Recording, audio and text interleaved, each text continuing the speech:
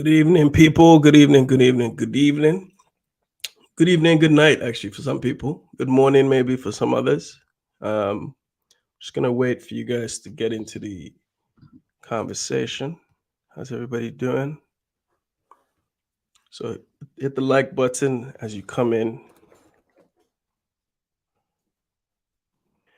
Okay, we're going to get started in a bit.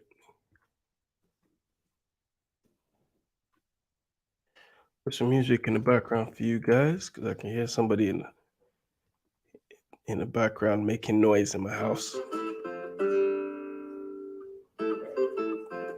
Okay, hit the like button, please, as you're coming in. Okay, please, I need these likes. Okie dokie. Good evening, good evening. So I've been away for a while, as you guys know. I've come down with a slight flu, but I was traveling, as you know, for nearly 2 weeks in Egypt. Some of you know, anyway. I came back about 10 days ago, something like that.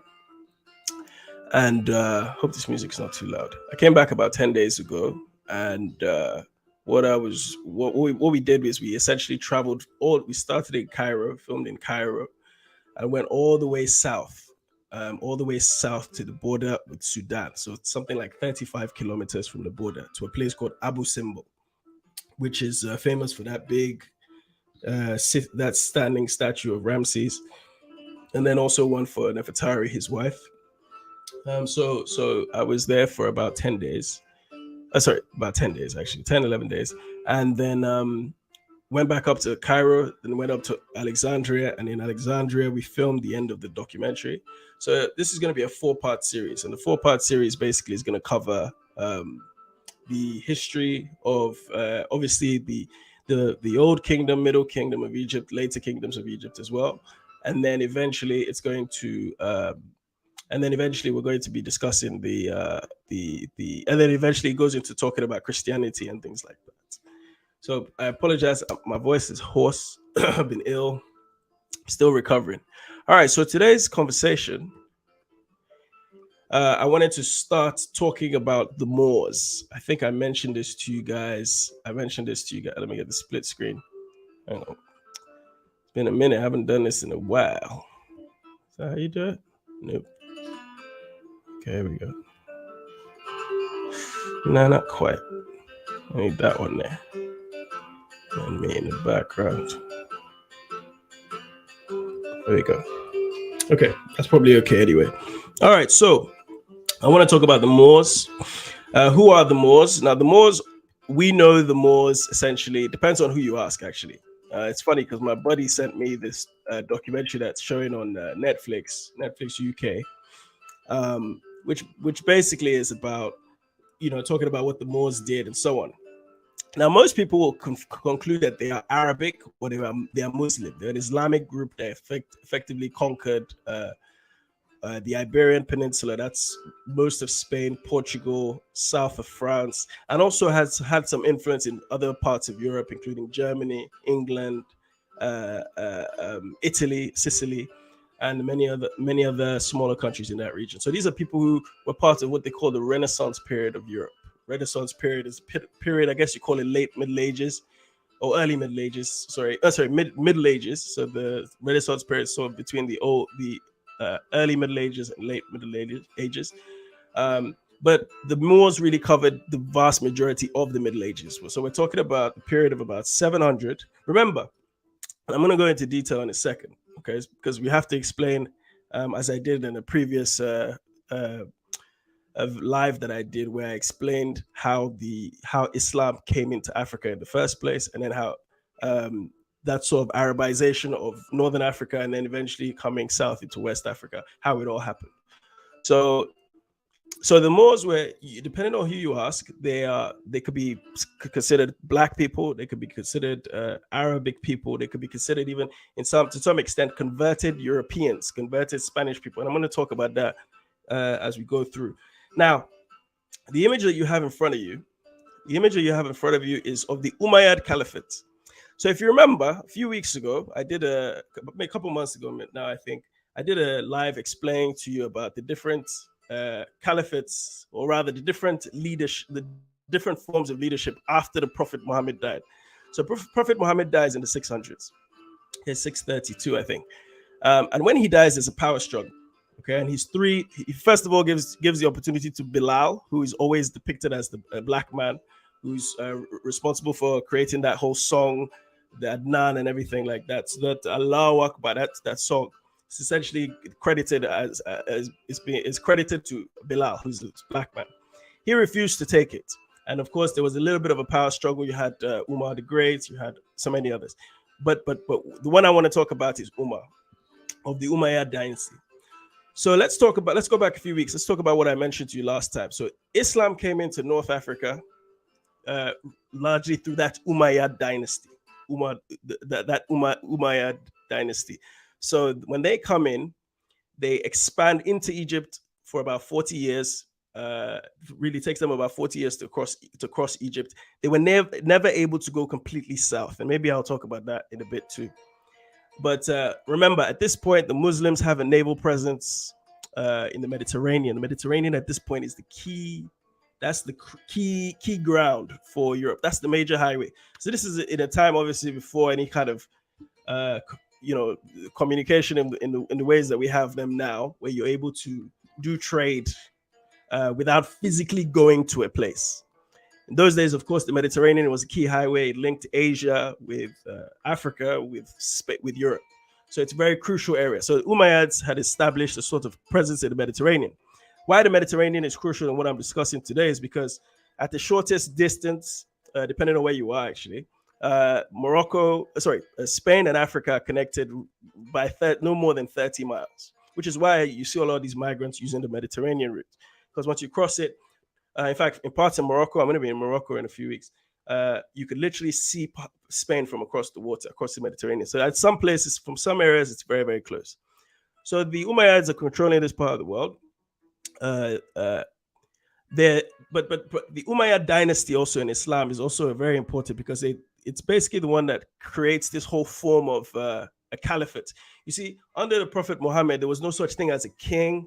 There was a sort of collective, not collective, there's leadership, but you weren't considered there were sheikhs. The sheikhs were like how you have the kings of sheikhs of like Qatar, for example. You see the people with the outfit. They had sheikhs which were there as a sort of tribal arrangement, but under Islam there was no such thing as like a royal family, that the line of kings goes down from one to another to his son, grandson, and so on. So the Umayyads are the first to establish this. So Prophet Muhammad, of course, never claimed to be a king.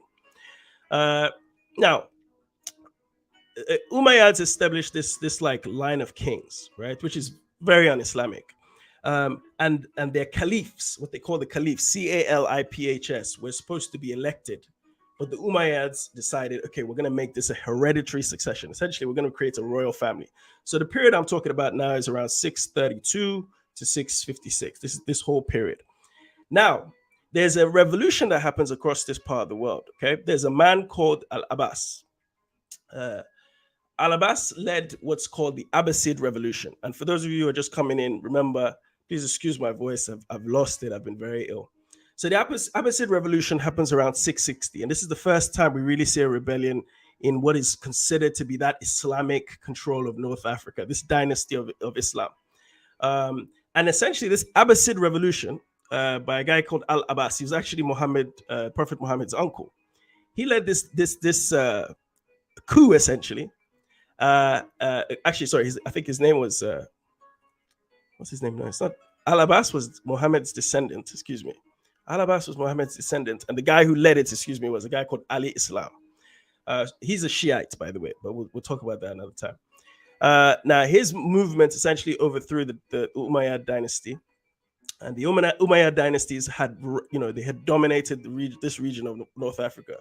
So when they were overthrown, in fact, the royal family was massacred at a banquet. I don't know if you guys ever see the end of season. No spoiler. Actually, no, it's a spoiler. The end of the season, end of season 3 of what's the show? Game of Thrones.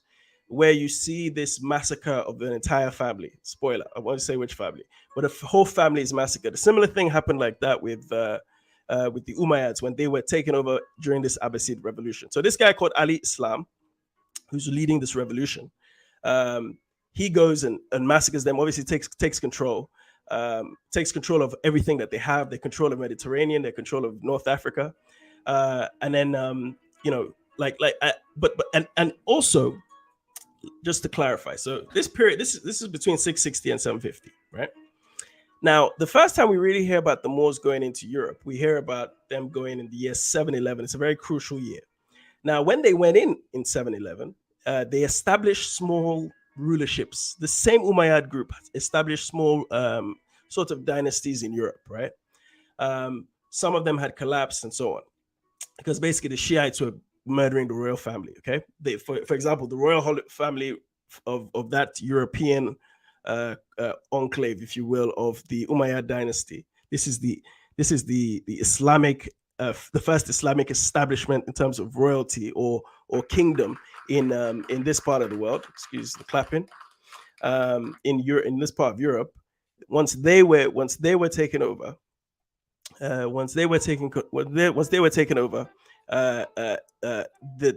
that dynasty collapsed. Excuse me, guys, my voice is. Let me take my time. Now, the only survivor from that particular family was a guy called Abdul Rahman the First. So he manages to escape.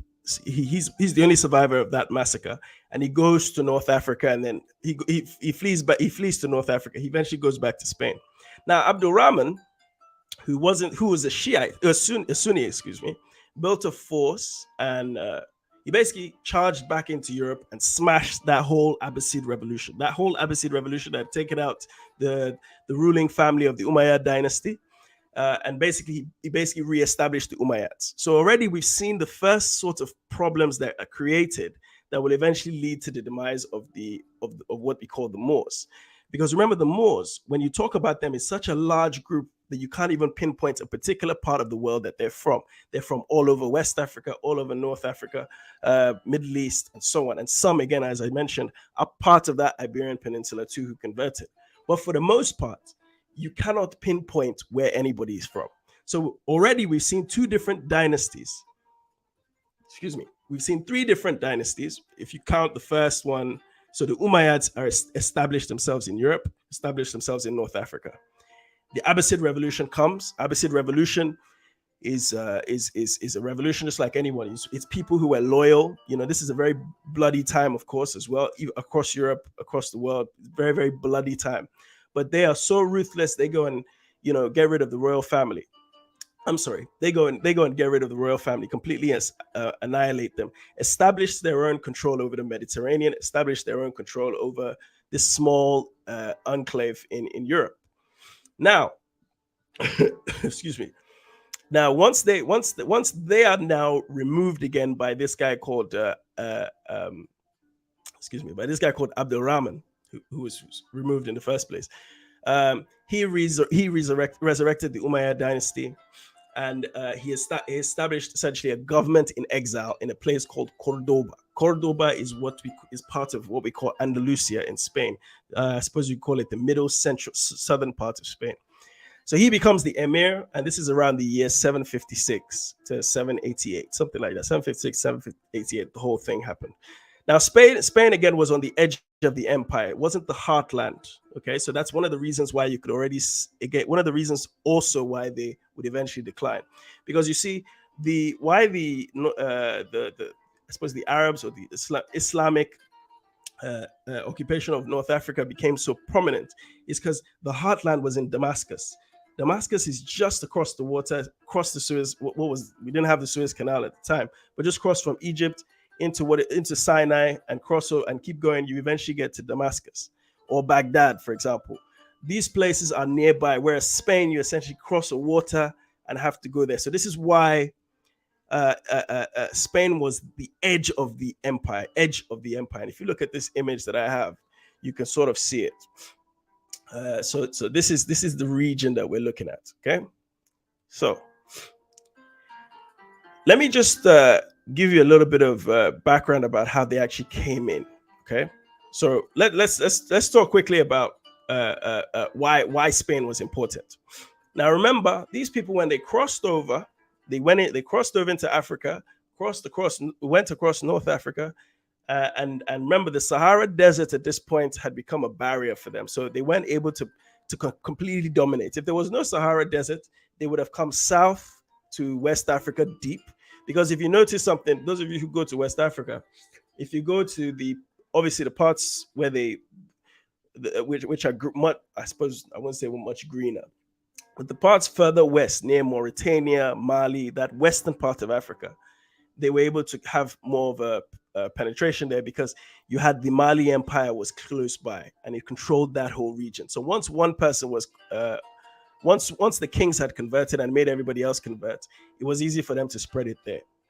But if you notice, the further south you go in parts of West Africa, the more Christian it becomes. And that's obviously to do with also the influence of those Christian missionaries coming through the Atlantic Ocean. So you could see how the sea is so important in terms of being able to spread your message. So the Arabs wanted, or not Arabs, the Moors, excuse me, wanted to spread their Islam across the world. They advanced into India, by the way. They advanced into China.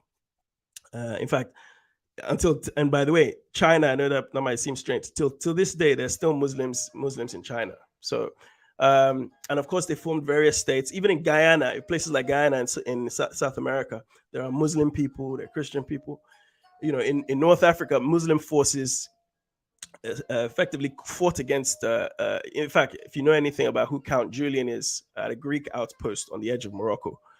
This is a place called Ceuta. Those of you who go to Morocco, these are places you can go and visit. Ceuta, Ceuta. Now, so the invasion of Spain, the first invasion of Spain. So we're talking about the first man to really enter Spain, even though he didn't attack, was a man called Tarif ibn Malik. Tarif ibn Malik, he imposed this kind of, I guess you can call it a duty, like a stamp duty or a tax, at a place called Gibraltar. A place called Gibraltar is currently controlled by England, but that's in the southern part. It's just a little southern tip of Spain, just at the just below it there. Now, at the time, Spaniards and Portuguese, the so-called Iberian people, they were being ruled by different Germanic groups. They could be like the Vandals, for example, tribes of the Vandals, where you get the word vandalism from. The Visigoths under a guy called King Roderick. So the Arab armies coming in were able to dislodge them in Spain. Similar to the way the Greeks had done in Egypt. There was no real defense. It was just about getting rid of who was already there. So that's essentially how they came in. Now the local Spaniards collaborated with the Muslims when they eventually came in, and there was no kind of force. Some of them, they never had to change religion. So this is another thing that's pretty interesting about this whole Islamic control of this part of the world. Now, gradually, Christians and Jews. So this once the Spanish had taken this kind of control, really under a guy called Tariq, Tarik. So we had Tarif ibn Malik, who's the first guy to come in. Then you have a guy called Tariq, Tariq, or K, depending on your spelling. So Tariq came in with an army of about 7,000 troops. Okay, they were essentially an African regime. Regime. So this is nearly 80 years after their conquering of Egypt. So they had spread across North Africa. So you had Africans, you had Berbers, Libyans. These are the guys that made up that 7,000 army, those 7,000 troops. So they went in, defeated Spain, and within a short time they conquered from Spain all the way to the Pyrenees, if you know where the Pyrenees, including a small part of France, as I mentioned before. In fact, the reason why they were pushed back in France in a place called Tours, Tours, or Poitiers, in the year 732, They were pushed back by a guy called General Martel, Charles Martel, and his army stopped them in the same way that Napoleon was stopped by Wellington from going into England. And that would have completely changed history if that didn't happen. Imagine the Moors when defeated Martel and went into France and went into England and spread across. Only God knows what they could have done. Europe is quite a Muslim place in some areas, but for the most part, it's completely non-Muslim. But so you can imagine if they could influence Europe, places like Azerbaijan, Russia, to have Islam in those places so close to Western Europe, it already tells you how prevalent this thing would have been. By the way, the Charles Martel, there's this song the French sing till today. If you go on YouTube, I've forgotten the name of the song, but there's a song they sing. I think it's called the Song of Roland, Roland. And basically what it does is it boasts about how they stopped the Arabs. Pretty racist song at times, actually. Just like second verse of the French national anthem. You really want to see what that says. Anyway, so actually there's a very useful writer you can check out, Ibn Khaldun, who said really about this time, he was like, I think there's a saying he said, when a people are conquered, they dress and act like they're conquerors. Okay, so if you look at all of us, Europeans have essentially conquered somebody in our family, our ancestors, an ancestor, or it'd be a parent or grandparent. And so the way we dress, the way we even speak, to an extent, like the fact that I communicate in English as my first language, even though, in my family alone, that we speak about 3 or 4 different languages. It's a form of being conquered. So we dress and we act like the conquerors, because we see. I think the saying says we dress and act like our conquerors because we see the source of their defeat, of our defeat. Excuse me.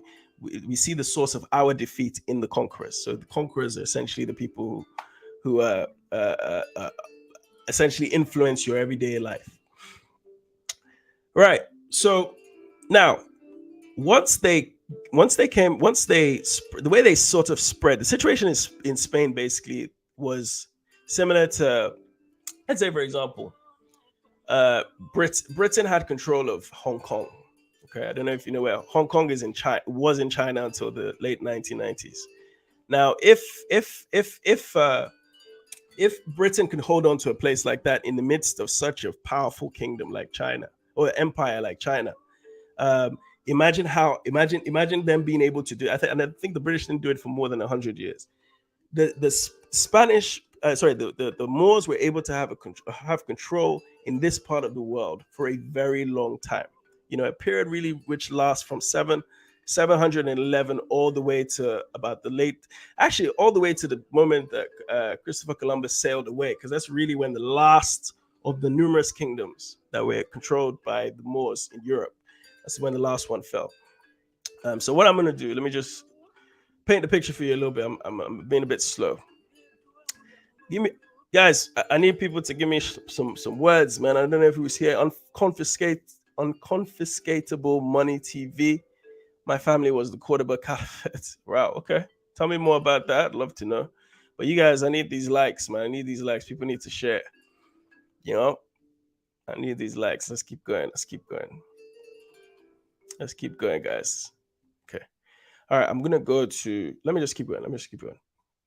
Okay. All right.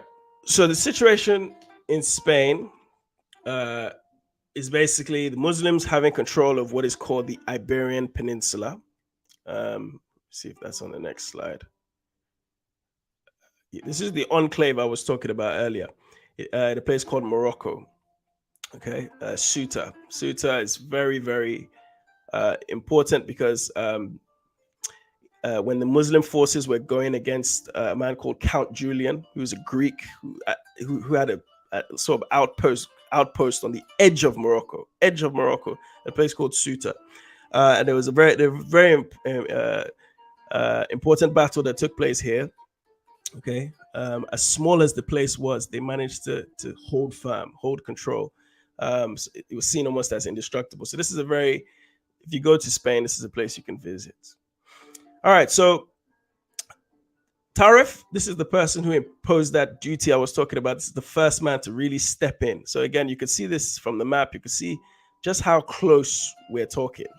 I mean, it's pretty amazing. Is this? I don't know if you guys can see this slide. I hope this thing's not in the way. No, it's not. Hopefully not. But actually, hold on. This is easier. Let me show it this way. So you can see that place called Ceuta, and you can see just how close Morocco is to Spain. So of course, it's a wonder why when you go to places like Marbella, which a lot of British people go to, you start to see a lot of like African migrants, illegal African migrants selling stuff along the side of the road. It shows you the proximity to Africa. And there's, you can see Gibraltar. I mentioned Gibraltar. This is the place where Tariq, he came in and established the first sort of base in Spain. So of course, this shows you Spain, and probably the easiest thing to show you is, yeah, I think this slide is probably the best. So Portugal is to the left of that. It's to the left of the image on top. Okay, all right. Okay, so let me move on. Okay, all right. So you had, so okay, so in Europe at this point, in Spain at this point, you had a sort of what's the word? You had a sort of there were very different groups. I mentioned that the Vandals, the Visigoths, they were the ones who essentially controlled that part. Now they weren't a sort of they weren't like a kingdom sort of army. They were just sort of different tribes, different groups that come together. Okay, so their control, so them coming against the Muslims was a very, it was it wasn't easy, but it was a quick battle in the sense that it took some time for them to have a proper defense, and so the Islamic people were able to go in and completely take control of the area. It's until they go to the Battle of Tours and meet Charles Martel that they are stopped by, I suppose, the best army that they found. So, and by the way, they could have kept going. And there's a good book about that, actually. They could have actually come back, but I think there was some sort of meeting in Damascus of the heads of the leadership of Islam at that point. And so that's really why people chilled and didn't decide to go and try and retake France again. But they could have done it. Okay, so you had these various city states in a place called Andalusia, or what they call Al-Andalus. And when you see the word Al, you always have to think of Islam, algebra, and so on. These are words. This is part of the lexicon that came in when the Moors were had taken control of this part of Europe. They brought so much influence schools, universities, and so on. And maybe I'll touch on some of that in a bit. Gotta move quickly. Lassana, Murray. I recently reached the part of a W.E.B. Du Bois that touches on this. Okay, excellent. Stay with me. I just want to apologize again. I'm nursing from a cough, really bad flu actually. So I have shortness of breath. It's not the easiest, but I'm gonna try and get through this because this was one I was supposed to do some weeks ago. Maybe even, I think I originally set up to do this in October. So it just shows you how long I've it's been overdue. Excuse me. All right. So Al-Andalus or Andalusia. Andalusia comes from the word. It actually comes from the word Vandals. It was Vandalusia. So obviously the language is a little bit different now, but the idea was this was the land of the Vandals. Al-Andalus. Vandals. Okay, so this is where it actually comes from. So you have places like Cadiz, Cordoba, Malaga, Granada, Sevilla. These are the city states where these Moors brought the palatial lifestyle. They imported this palatial lifestyle, this lovely home building that you find in places like Tanzania, Zanzibar, that you find in Kilwa, or that you find in places like, uh, of course, the Middle East. This kind of plush lifestyle that is associated with Muslims now, generally. And that obviously comes from the plush lifestyle of those people in West Africa, of the Ghana Empire, the Mali Empire as well. Remember, people are coming anywhere, any part of the Islamic world is either donating or joining the sort of is influencing Islam and Islamic culture. So anyway, let me keep it moving. So, of course, the naval side of things was so important because control of that Mediterranean meant a lot, and I've touched on this in a different video. But because of this, they were able to import their culture, import their fashion, import their spices, and so on. Right? They start to establish these cities and towns. Um, Muslim rulers, Arab or African, helped to build these towns. Okay, helped to build the university systems and so on. And these university systems eventually go and influence places like Oxford, right? So you have the University of Sankore, which, if you're watching my documentary, Rise of Islam in Mali, I go to University of Sankore, one of the oldest universities in West Africa. They're able to transport that information and go and establish universities of Salamanca, for example, in Spain, and that eventually goes and influences further north in Oxford. And this is, there's a lot written about it. Actually, it's just once you put the word Moor or Arab or whatever, it just seems to blind the fact that African influence is the reason why, ironically, a lot of us are coming to school in the UK and in Europe. So this is the period of the golden trade of the Moors, right? This is where gold was obviously traded. Enslaved African people, of course, were also being traded. And I've talked about that in a previous one. African people going across the Sahara in the Eastern trade. African people also being taken from the east coast of Africa. So places like Zanzibar and Kilwa become very important islands where you had a different Islamic invasion coming from Persia directly across the water, almost directly across the water. So that's a different one. Okay, so it's not all the same group of Muslim people. Remember, again, Muslims are not a monolith. You have different races of them, and especially at this time, the prejudices weren't there in the same way. So Cordoba is a very important city. It's really the headquarters of the kind of Islamic influence in Europe. It's like the Chinatown for Chinese people, if you will, if in New York City, for example. So spices, these factories, they start creating factories. Factory, which is actually an Italian word, by the way. They light the city of Cordoba, right? They have like 10,000 lamps, and they're bringing international students. You hear of the first European to write the formula for gunpowder. Actually came here, a guy called Roger Bacon. You had a guy called Gregory of Cremona, I think is how they pronounce his name, who eventually goes to become Pope Gregory the 14th, I think. This is in the 1500s. So we're talking of a period where over 700 or 800 years, these people were able to influence so much. So the influence obviously was pretty powerful. And let me just move on to my next slide. Let me move on to the next slide.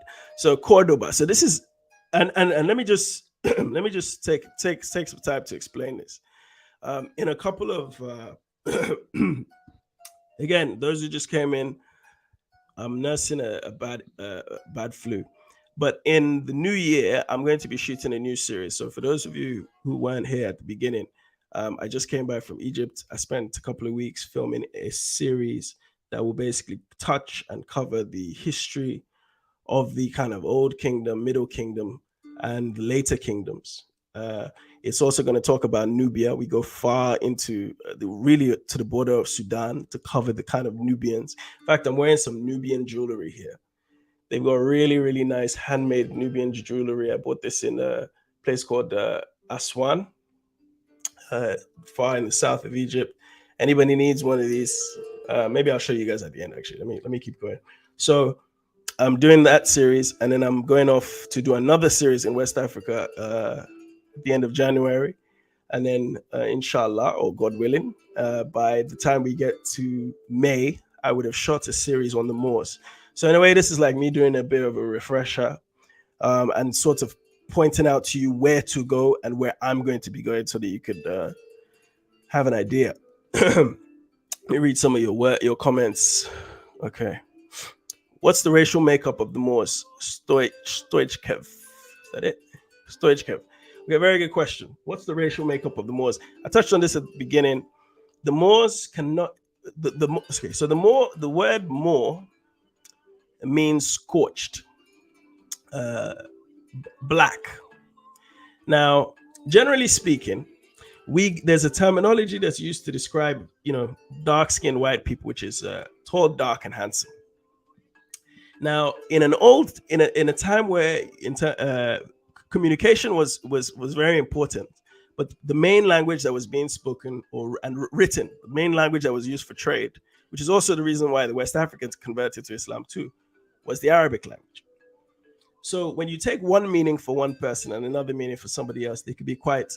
But what we know for sure is, at the very least, there were 2 or 3 dynasties of specifically African-led Moors. But to simply say that the people who ruled as Moors were completely black, I think is a little bit disingenuous. What we can say is that there was a vast majority. First of all, Tariq ibn Malik, when he comes in 711, when Tarifa, when place that's named Tarifa is named after a man called Tarif, when he goes in, they all go. First of all, they themselves are African, but then they also go with African and sort of mixed groups. Now, keep in mind, and Egypt is still a very good example, because across Egypt, the further away you move from the Mediterranean, the more you will see that there is just no Egyptian race. In terms of what you can see, we know the people who control them are the lighter skinned people from going towards the Mediterranean, the ones who have, European, Greek, that sort of look. Those ones are always going to be very, very different. Okay. And they were the ones that control. But when you go further south, as you're going towards Upper Egypt, all the way down south to the border of Sudan, you quickly realize that Egypt is essentially an African society that is very mixed. And you see how important it is, because Egypt is right. You have Sinai just to the east, and then you're basically in what they call the Middle East. So it's not stupid to say that they weren't black. No question. And certainly the ones that go and influence the Renaissance art of Europe in the Middle Ages and the Renaissance period of Europe, Renaissance era of Europe, they are clearly very black. But there were also some Arab ones. Marlon Marius, greetings, my brother. I think my grandparents are Moors. She used okay. Grandmother, she used Columban. Her name was Lena Marius. Okay. And then people are just discussing. Okay, cool. I'm gonna keep going. Let me keep going now. Thank you very much for your comments. Please make sure you're liking the video as you're coming in. All right, so let me get back to what I was doing. Okay, that's better. Okay, so Cordoba's influence, of course, is very important, and it's one of those places I would advise you to go to. So remember, people that come and study in Cordoba are so many people. They go back and influence the universities across Europe that are now renowned. Now, they have a very long-lasting influence, okay? For instance, banking. When you talk about banking in the old world, keep in mind the way we have banking today. You can literally go on your phone, have access to your bank account. You can send money somewhere in whatever country you're in. You could also send it internationally. At this time, the only real way of imagine you're going on pilgrimage to Mecca. Let's say you're going from Jenne in Mali, and you're going right across Africa, and then you're going to try and cross over into Saudi Arabia. So a journey like that could take you a year. So even if you are the wealthiest person in the world, like Mansa Musa, who is famous for going on this same pilgrimage, and on his way back, when he goes to Egypt, he brings so much gold. It basically, I think the price of gold dropped significantly. Okay, now he was obviously a king and was able to go with a lot of gold, but giving it out so much, he gave out so much of the gold, he would get to certain places and can't pay for his entourage. So they created a system, these Islamic groups based around the Quran, which is with my signature, for instance. With my signature, you're able to go to just show my signature to Ibn Hassan, who lives in Cairo. When you get there, ask for Ibn Hassan, and he will. And once Ibn Hassan sees the seal, which is almost like the concept of a check, this is where we first see the check. Basically, what it says is it's a signature saying, "I guarantee this man, because he's going for his Hajj in Mecca, and it's going to take a long time. So I will essentially co-sign for him. So whatever you need, I will give him." So basically, this is how this concept of the check comes from. You also have a place called the Alhambra. It's a beautiful structure. I'm going to be filming there. It's in a place called Granada. Granada is known because it's one of the last places to fall in terms of these cities that the Moors controlled. Granada was one of the last ones. It was actually the last one. So you had all sorts of like fashion, the way space was used. They reintroduced the baths. Remember, the Romans had the baths before. Greeks and the Romans had the baths before, but remember, this is a long period where Europe had fallen back into sleep. It goes to sleep every few hundred years. They never really rule for that long, but obviously something causes them to go back to sleep. So the Moors and the Islamic rulers were able to come in and reintroduce these baths, this concept of a Turkish bath today, right? Like where you go, you get scrubbed. It's a warm place, and you basically just chill out. Essentially, you call it the origin of a sauna or a spa. Excuse me. They built the masjid, which is the mosque, in the center. Built the souks on the outside. So again, if you go to these, the Spanish and the Portuguese had done a great job trying to have masking their Moorish influence, unlike other people. But let me finish. I'm clearly too ill to be doing this today. I don't know why I forced, but I barely have any. So short of breath at the moment. Okay. Now, one thing they did do though is they made them public baths where the dirty people in that part of the world were able to come and have baths, who hadn't had baths for months. Then coins as well. So the way they were minting coins, they created the dirhams, what we call the dirhams, which is used in places like Morocco, UAE. Not the same exact currency, but they call them dirhams, which is a silver minted coin. That's essentially how it started. And then the gold minted coins is called the dinar. The dinar is used in, I think Algeria uses it, Kuwait, Bahrain, I think. Those kind of countries. Even Serbia, I think, uses a version of the dinar. Macedonia, those types of places. They brought this horse riding culture, falconeering, this whole like sending the bird, all these sports that seem so synonymous with being European. They brought in, horse riding, because again, remember what they called the Arab horse, how beautiful it is, and so on. If you even watch the movie Ben-Hur, essentially goes to a Palestinian, and because they have the best horses. A lot of writings were done at this particular time. If you want to look people up, Ibn Hassan, Ibn Sina, these are the real people that started like really taking the writings of the Aristotles and the Egyptians. So basically, Egypt influences people like Aristotle, Plato, and so on. They educate themselves on what Egypt has done, bring it to Europe. And then, of course, Europe goes to sleep. So when the Moors come, they find these writings and they reinterpret them. In fact, you could actually blame the Moors for our modern understanding of Plato, Aristotle, Democritus, all these people that they call the fathers of who, and they themselves never called themselves the fathers. They always gave it up. But because this was somehow done in Europe, they were essentially saying, no, okay, these Europeans have translated the fact that our European fathers have done this. Whereas the Moors, all they were doing is basically writing down what these people did. Okay, so it's just interesting, But they influence so much.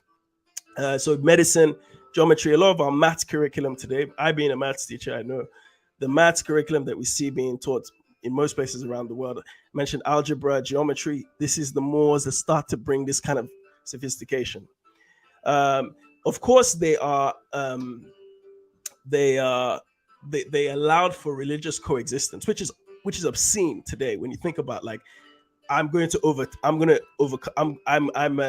religious group who has conquered a particular place, and I'm not going to influence your religion. So this just wasn't the case, because remember, the dogma and the obsession with religion, it was there at the time, but people had more pressing issues to think about. So it was more about what was the best thing for the society, best things for peace. So they realized, look, we don't outnumber you as soldiers. We'll intermarry, will allow you guys to even keep your religions, which is a very powerful thing. Because Europeans, when they came to the west coast of Africa, none of them, they said, don't keep your religion. They tried their very best to remove their religion, and they succeeded in many ways. With the exception of the Vodun festival happening in every January, which is basically a national holiday in a place in Benin Republic. I think there are no other countries that just shut their whole country down for it. Like the Oshun festival that takes place in every August in Nigeria, Yoruba, I suppose, Yoruba speaking spirituality. They don't stop school for it, but they'll stop school on Christmas Day, stop school on the Salah or Eid. So these are just the Moors were able to have this sort of influence over Spain by not having. They enjoyed hegemony, whatever the word is, but culturally, groups like the Jews, the Christians, were free to do whatever they wanted to do, and then people start to align themselves, dress like the Moors, even adopt like Islamic surnames, just because they were the cool people. They were the cool people. They looked good. They were, they smelt good. All these things were mattered to a people who essentially living like, you watch Game of Thrones, shows like Game of Thrones. That's really how these people were living at the same time period. And I'll keep it brief because I think I'm taking too long. Let's move on to the next slide. Okay, so these are some of the things. Yeah, the game of chess. Now, the game of chess is an interesting one because, people attribute the origin of the game of chess to, some people say China, some people say India, some people date it as far back as 200 BC. Some people say different things. One thing is for sure, the Moors, who of course were doing, remember, gunpowder is coming from the Far East. So these are the people who used to use muskets. The Moors, for example, if you look at my documentary, I focus on the rise of Islam in Mali. I talk about how Timbuktu was devastated and the Songhai Empire was devastated by Moroccans. Now, remember, the time they come, it's now called Moorish or Muslim North Africa. So Morocco is influenced by Moors, right? It's influenced by Moors. Moors are being born out of it. In fact, the word Morocco and Mauritania, these are places which are very close to each other, by the way. So when we even say the King of Morocco, I'm not saying it's exactly where Morocco is, but certain cities are still part of Morocco. So we're seeing that they're bringing games like chess. They are far more sophisticated than anybody else at this point in time in Europe, anyway. And so they become so influential. All right. Now let me go. Before I go to my next slide, let me just talk briefly. Now, they ruled over a long piece of, time, right? They were able to control a lot, from 711 to 1492. Again, they never ruled it as one. It was never like, oh, this is the Moorish Empire. Because remember, Europe was being controlled by the Vandals, Visigoths, and so on. And they were defeated by the Moors. But the Moors, I'm trying to find the best way to say it, because just simply saying Moors will always make you think that they were always black regiments. Okay, let me put it this way. The Islamic resistance, or sorry, the Islamic invaders, who were a mixture of Africans and a mixture of, I guess, what you would call Arab people, which isn't really a thing either. Um, they were able to completely get rid of these people. But the locals, remember, you still have local tribes and local groups who still want control. They realize, okay, we're still being conquered.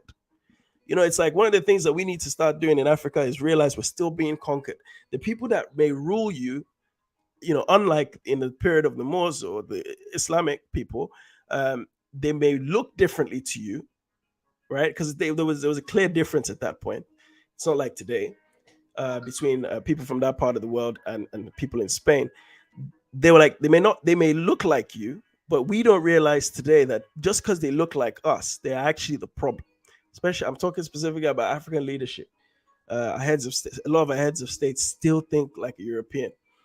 But these Europeans still said, you know what, this isn't right. And so after time, they were able to break up the blockness of the invasions of Tariq and Tarif.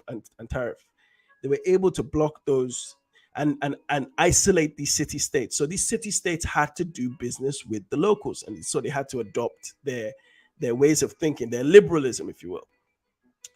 And so gradually, as the Europeans started getting power, and of course, when you hear of the word Ferdinand and Isabella, these two, so you have two different kingdoms that would later be considered parts of Portugal and Spain today. They came together, and with their forces, they were the final nail in the coffin of getting rid of the Muslims. Excuse me. Now, so the year 1492, change the slide. Let me read your comments. Are there any new comments? Okay, keep going. Thank you. So the Moors didn't oppress people in Spain. And guys, I don't know why I did this today, man. Anyway, hopefully you guys are getting something from it. All right, so the Moors didn't oppress people in Europe. Okay, that's not what I said. In any control, there is some form of oppression. What they didn't do is similar to when we talked about the type of chattel slavery versus the indentured servitude that takes place in Africa. Is there was still a control of a human being. They were still treating people of a certain way, but there wasn't I'm going to take away your religion. I'm going to take away your names. They were basically like, we're going to rule with you. You guys do your thing, but we're in control. We have the army. So in that sense, they never fully controlled it. It was like it's like kingdoms on stilts, for instance, right? They're standing on stilts. Like any minute they could just fall. So they did oppress, but not they intermarried. That's another thing. You remember when the English and the French and the Berlin Conference of 1884, when it comes to an end, what they do is they decide on all the different places they're going to go to in Africa. When they get there, they use Africans only in the army and in certain other menial roles. But essentially, they rule the place, and the white and the black people are beneath them. They don't intermarry. They don't intermix. And there's a very good movie about this made in the 80s, I think, called Ghanaian film called Heritage Africa, about the biggest Uncle Tom you've ever seen in Ghana. So when Ghana is called the Gold Coast, he changes his African name to a European name just to please the Europeans, right? And it's very, you need to be patient with that film. But anyway, the similar thing happens then. He adopted the culture so much, but the people ultimately who weren't happy with being oppressed by the British overthrew them. So this is what generally is happening in Moorish Spain. Something happened in 1492. Yes, I'm coming to that. You're doing great. Thank you, my brother. I appreciate it. Today is a very special Moorish day. Hold on. Okay, thank you, brother. Okay, so the image I have there. Somebody said, how old are these photos in the slides? Okay, well, this particular photo, these two photos, I think date back to the Renaissance art period of Europe. So this is like the 13, 14, and 1500. So I don't really know which one. These are modern images I just got off Google. This is an old map that sort of shows the control at the time that the Moors controlled Spain at their height. And remember, this is an 800-year period. These are just maps. So yeah, I hope that answers your question. But let me get back to the year 1492. The year 1492 is so important, because the year 1492, of course, is Columbus's first voyage. Again, I've talked about this in a previous video. Columbus's first voyage came as really he was able to finesse some money from Portuguese rulers, Ferdinand and Isabella, excuse me. Of, if you remember, the Empire of the Kingdom of Castile, Kingdom of I forget the other one. But these people were able to give him some money. He was able to go and sail. So the year 1492. So the year he's going, and obviously the reason why Columbus is able to train in the Naval Academy is because there's a king, Henry the Navigator, Portuguese king, who, as the Moors are starting to lose ground, these Spanish and Portuguese smaller kingdoms are able to assert their control and eventually take back their country. But they keep the information.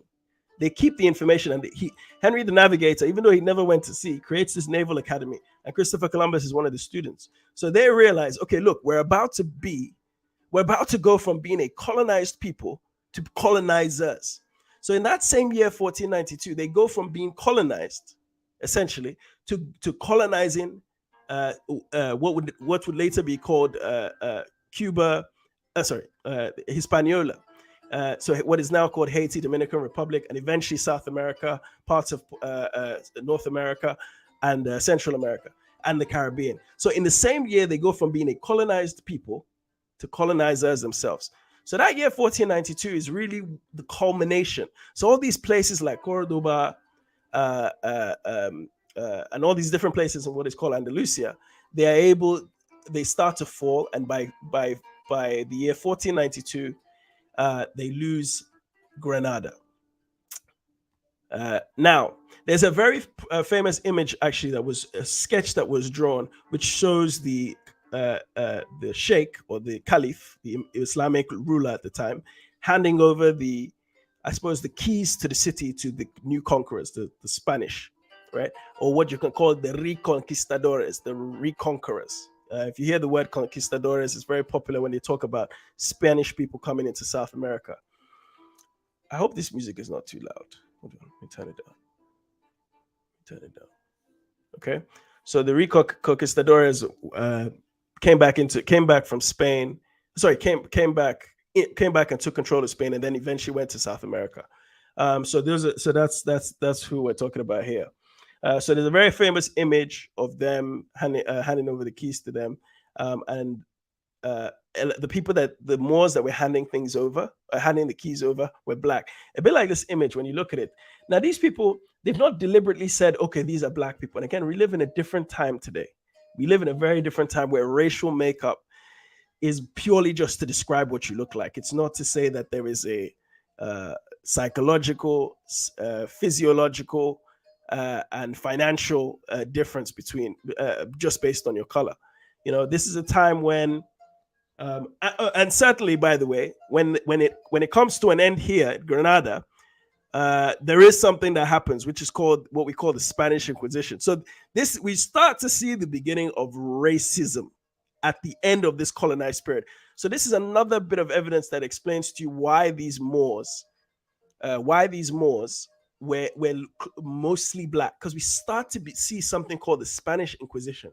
And the Spanish Inquisition is essentially, once they took control, and a lot has been written about it since, but when the Spaniards, if you will, for lack of a better word, what you call the fall of the Moors, okay, it essentially changed the attitude of the world, actually, towards people of African descent.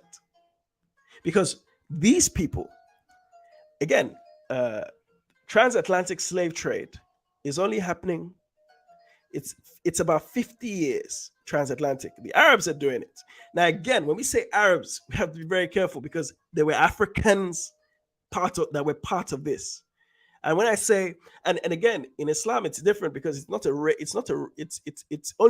a racial thing in the sense that the people who are controlling that part of the trade, many of them, several of them have some African descent in them, mixed with Arab, because they have to trace themselves back to Muhammad.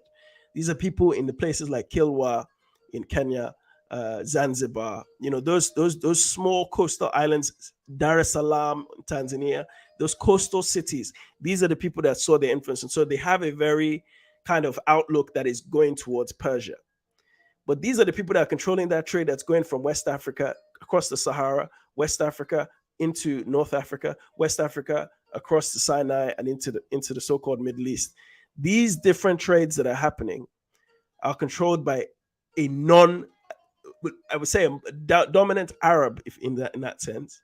But for the most part, there was a mixture. So the Europeans, when they go and start to see that, oh my God, all this wealth exists in North America and Caribbean, in South America, and so on. And they start to decide, okay, let me go back, let me go see, because now they've gone back and told these people, oh my God, we saw gold, we saw all these things, but they also saw a docile people, a people who they could use to work the land. I've talked about this before. They could use to work the land freely. And because those people could work the land freely, they used them and abused them, and eventually they wiped them all out from most parts of North America, South America, Caribbean, Haiti, places like that. Very, very few indigenous people still left there. So,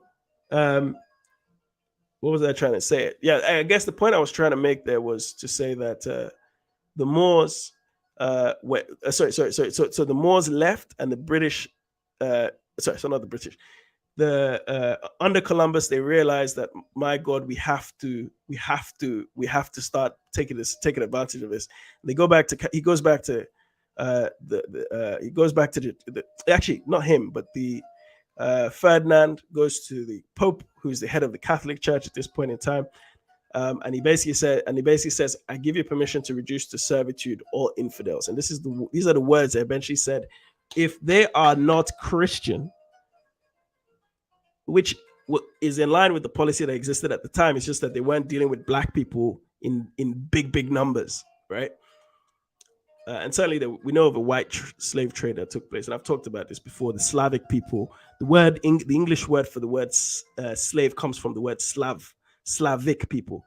So these are people in former Yugoslavia. Even Ukraine is considered part of the Slavic people.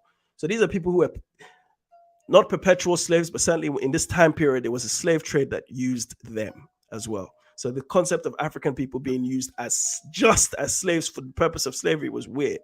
But of course, the church gives Columbus permission.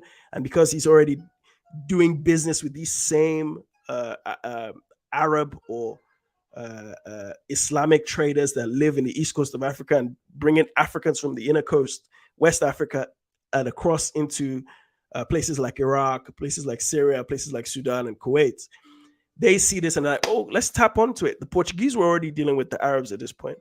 In fact, when the Spaniards and the Portuguese got into it, then people that trade in that Mediterranean area now we're like, oh, okay, let's go see what's happening.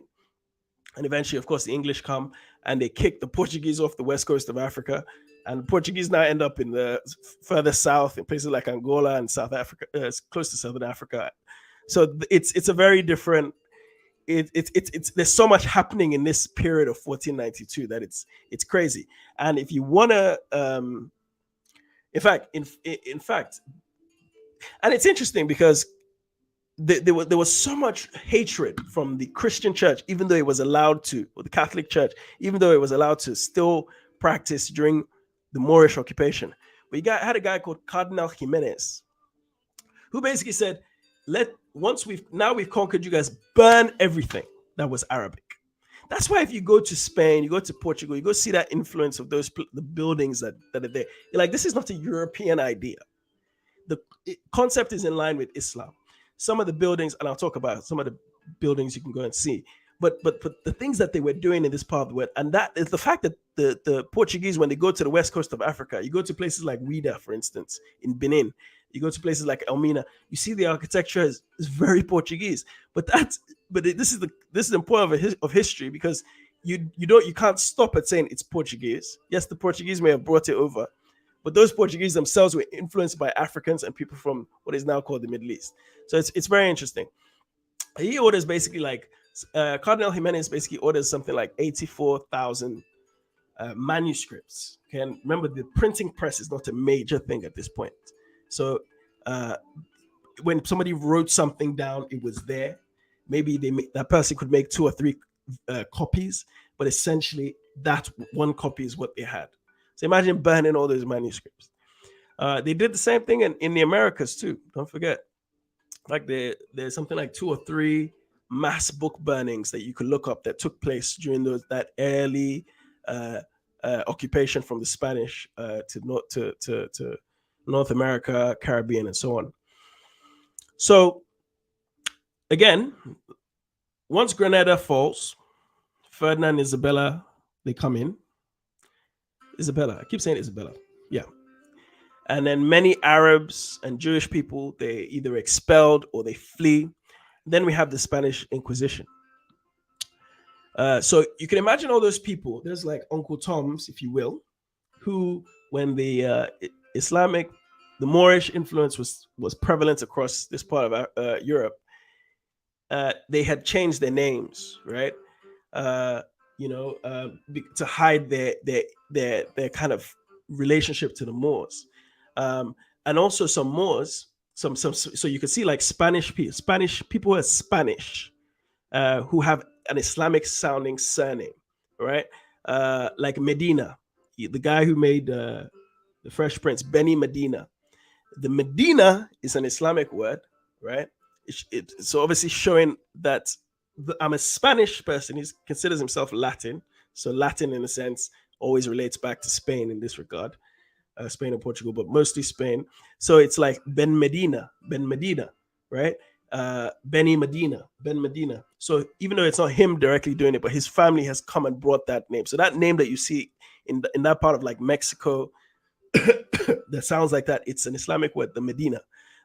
You have even the head of the WBC, Maurizio Suleiman is an Islamic name. So you can see these are people that went in. You had even the name Ben Levides. So you have somebody who's a Levi, and to hide his influence of being Jewish and collaborating with the Moors, he goes and calls it Ben Levides. So they hid their names, and there's a lot of studies done on this. Don't just take my word for it, but it's also pretty interesting to see, because the Jews and some Christians collaborated, and those people the Spanish Inquisition went after as well. Right. So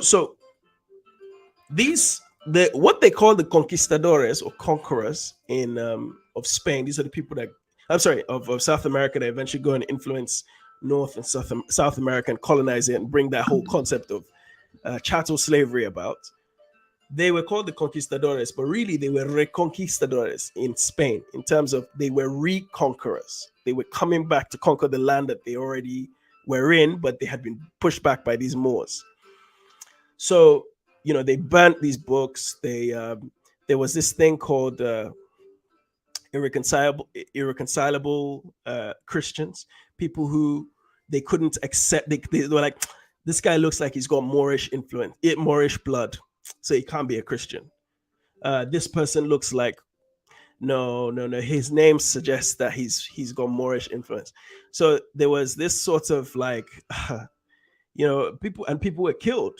People were really, really killed, and you start to see this concept of blood purity that would later rear its ugly head during the Nazi influence, and really throughout the whole chattel slavery period. Really, this whole idea of blood purity, that you're not racially ambiguous. You look like you could be a Christian. Of course, they went after everybody. It wasn't just black people, but anybody who looked like they had Arabic or something blood in it, or they just thought your name or whatever, they were taking them out, right? This is a similar idea, by the way, to what happened in America, obviously, but in Yugoslavia, in the Balkans as well. The Serbs and Bosnian and Croats. These are like different. These are the people who felt the brunt of a lot of these things as well, in a modern day version. Now, so of course, them losing out in Spain. And let me just see. Any questions? All right, let me. Okay, a couple of questions. Okay, by 1492, the last independent Muslim state in Iberia fell to the Kingdom of Spain, bringing about the end of Moorish rule in the region. Thank you. I think we've already covered it. Good point. Fell to the Kingdom of Spain. Kingdom of Spain. Yeah, I guess you could call it Kingdom of Spain. No, now, I guess. Is it fair to say that a majority of the Moors were black, like over 50%? Again, we're talking about a period that goes from 711 to 1492. So just to put that in context, in the last 800 years, so we're in 2022. So since the 1200s, Britain has gone from being colonized by, the Romans had left. Britain had gone from being colonized by the Romans, and then eventually there was a Norman French invasion that saw the language of French and Latin being merged into what we call English today. There were some brief, and then excuse me. So they were also controlled by their own. They reunited as one whole thing called Britain. They eventually go into Africa, colonize Africa, have an empire for about 100 years, and a slave empire, if you will, of nearly a quarter of the world for about 400 years, and then eventually lose everything in 1945. And now they're about to split up. They're about to split up England and England, Wales, and possibly Scotland is going to separate in a referendum. So in that 800 years, Britain has gone from whatever. So when we say we're talking about small city states, which over an 800-year period, even though the initial forces that came in were largely African, and I must emphasize that first force that came in was largely African, 7,000 troops, largely African leadership, but there's also Arab. But remember, this particular part of the world, even the Prophet Mohammed, I think his grandfather came from Ethiopia. Bilal, the number 2 guy in Islam, is a complete black man, African black man.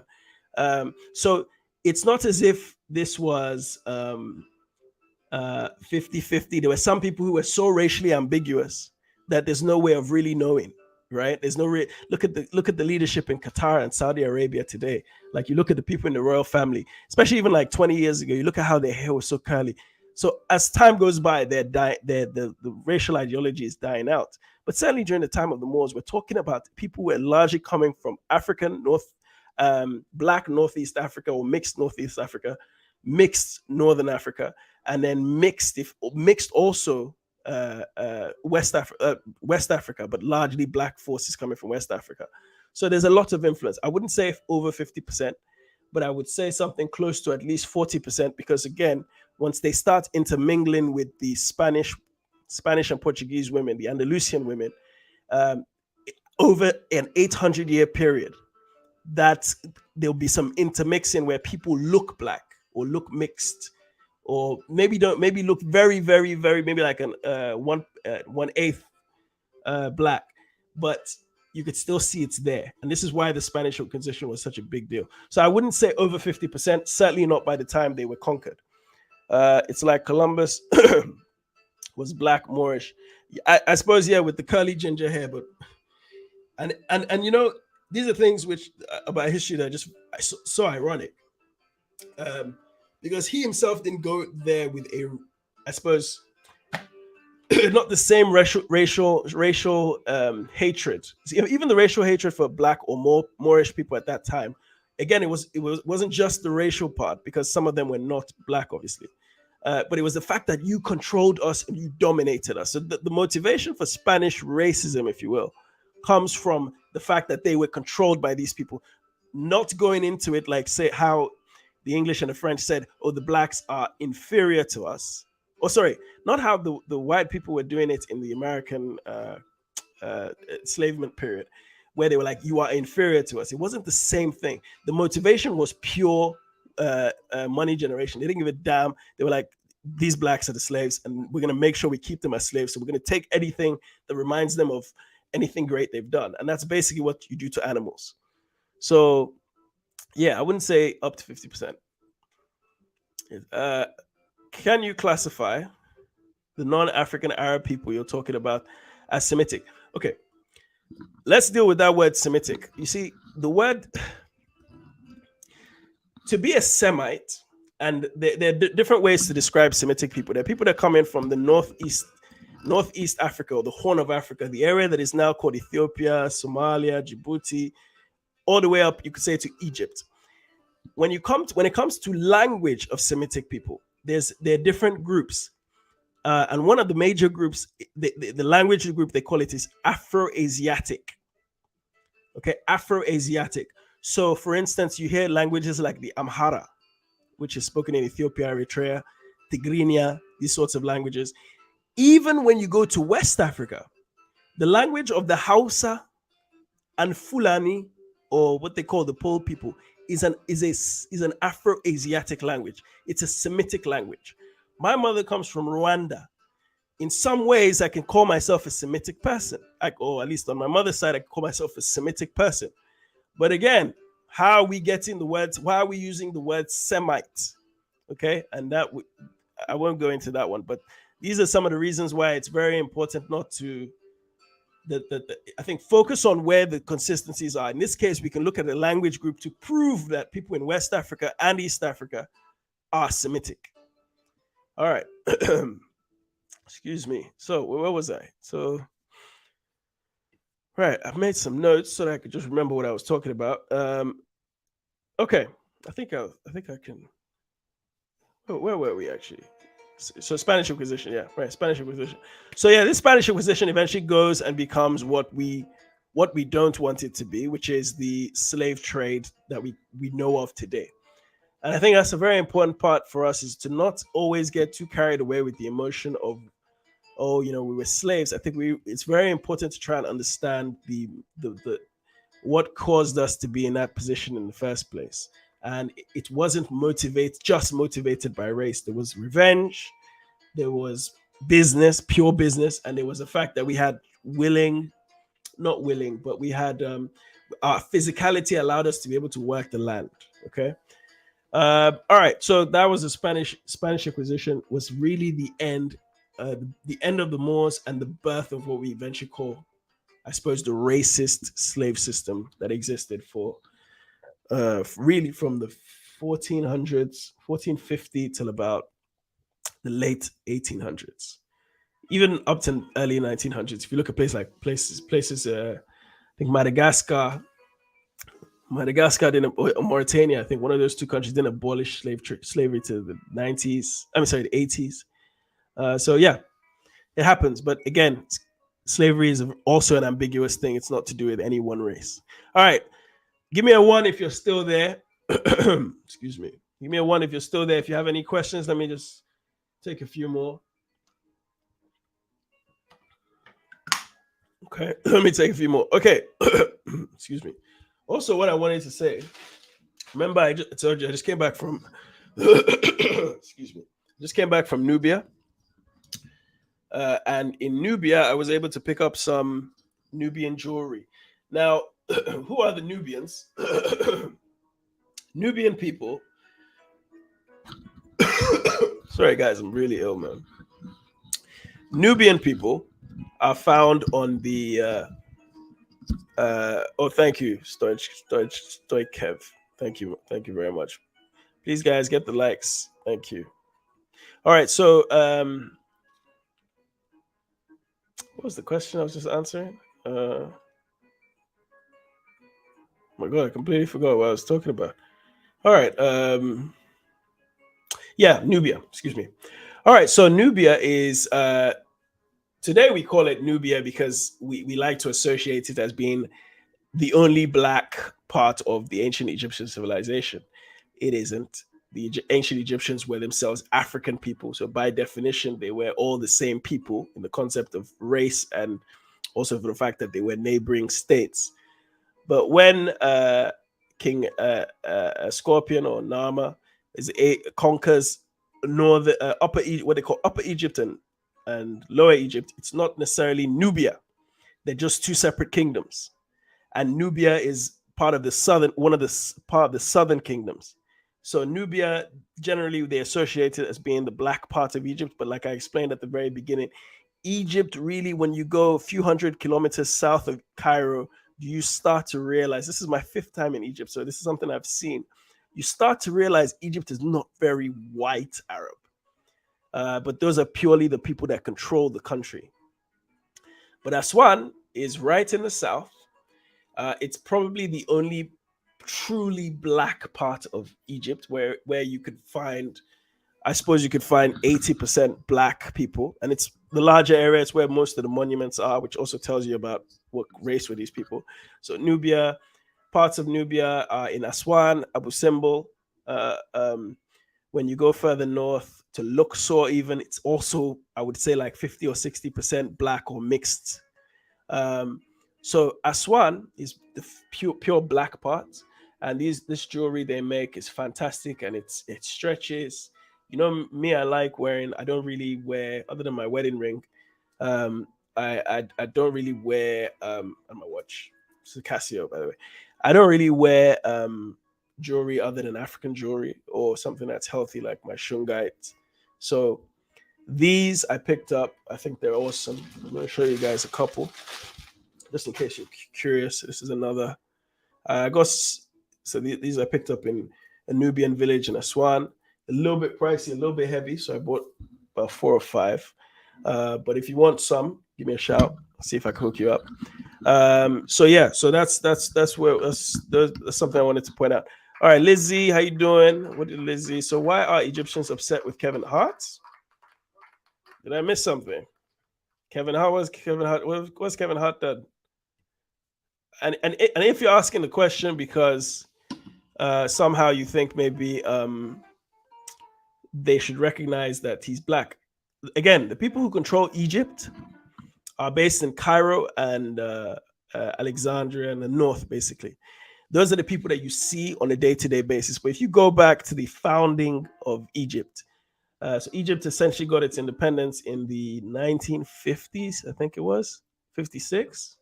Actually, no, they got it in 1922, so it's 100 years. But proper independence and proper control came under a guy called Gamal Abdel Nasser. And what he did, actually, he built a dam in Nubia and wiped out the Nubian civilization. In fact, not just wiped them out, it washed up a lot of the monuments that are underground. And in fact, if you go to Abu Simbel is shifted slightly from where King Ramses had built it, because once they flooded the Nile, or once they built the dam, the Nile, a lot of places had to go underwater. And it's funny because once you go south, Nubia is part of southern Egypt and part of northern Sudan. So when you cross into Sudan, you can start to see that the Nile is wider and wider, right? So these Nubians made these, and they're fascinating people. But anyway, the point I was making is the south is largely poor. South of Egypt is largely poor, just like the south of Algeria is very black, but it's poor.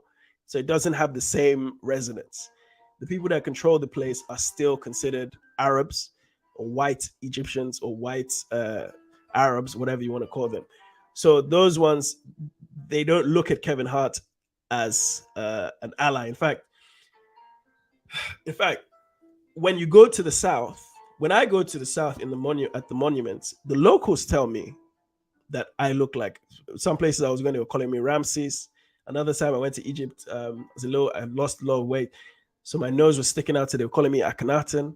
So it just depends. But they know the people, and again, the majority of the monuments of Egypt start in what you call pretty close to Nubia anyway, pretty close to black land of Egypt. So Luxor all the way south. In fact, earlier than Luxor.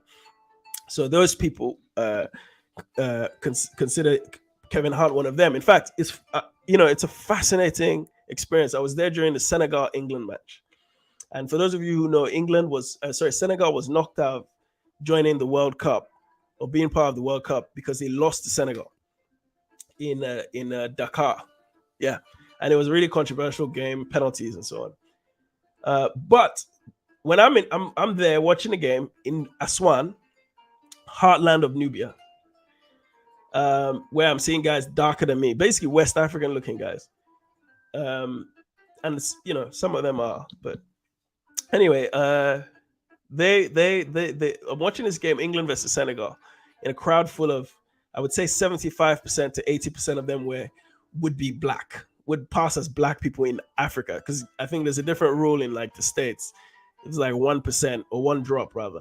One drop is very different in Africa. Like one drop, you will stand out too much. Half, even 50%, you will stand out too much. So I'm saying these guys, 75% of the guys here look like they could be West Africans, So they were, that was pretty cool. And every single one of them is rooting for Senegal. Everyone. So it just shows you the kinship they have with West Africa or with black people. Okay, would you ever do a collab with Godfrey C. Danchima? I would like to hear you discuss Urobo and Yoruba Judaism. Yeah. Okay. I mean, Urobo is interesting. Urobo is part of, again, Urobo people are Delta area, Niger Delta area. I'm from the Niger Delta area. At least my father is Onitsha, the end of the Niger River. Niger River starts all the way near Guinea, goes and ends in Nigeria. I mean, love to do a series there. But in terms of collaborations, I don't really. I must start doing this more regularly. Excuse me. Yeah, I want to do this more regularly, but I don't really know who's doing anything like that. I don't really spend too much time looking these things up. I'm busy editing this documentary. Like I said, I'm going to shoot again in West Africa in January, and God willing, inshallah, I'm going to be doing a series on the Moors. And in May. So next year is going to be pretty busy. What I'm going to try and do next year is put out at least one documentary every month.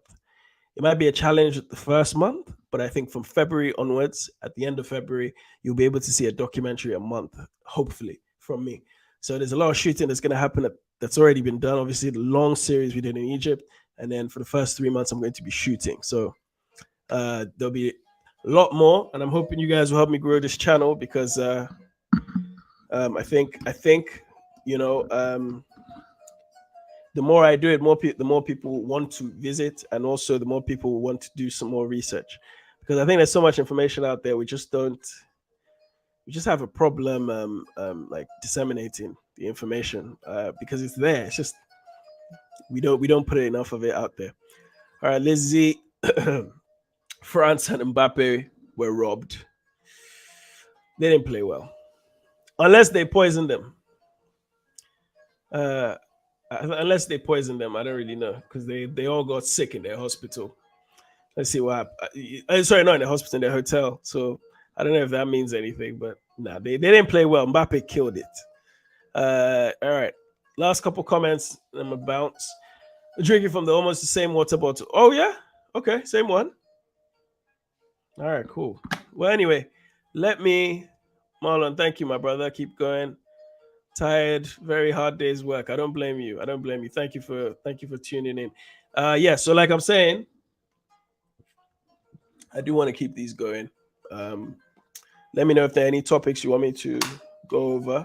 I think these are very, very useful in terms of just brushing up on your history and trying to make things better for our children. And this is the thing, we need to start thinking more about our children. We've become too selfish as a society. We're at a stage where I've never seen more selfish people, and this is all of us. Where we focus on words like, oh, my truth, or have to, my energy. I don't want to spoil my energy, my space, all these things, right? It's my. And I think we forget that the point of us being on this earth is to keep the seed going, keep the family tree going. Once you strip away the Instagram and you strip away the superficiality, we all want the same exact things. We might lie about it, but we all want the same exact things.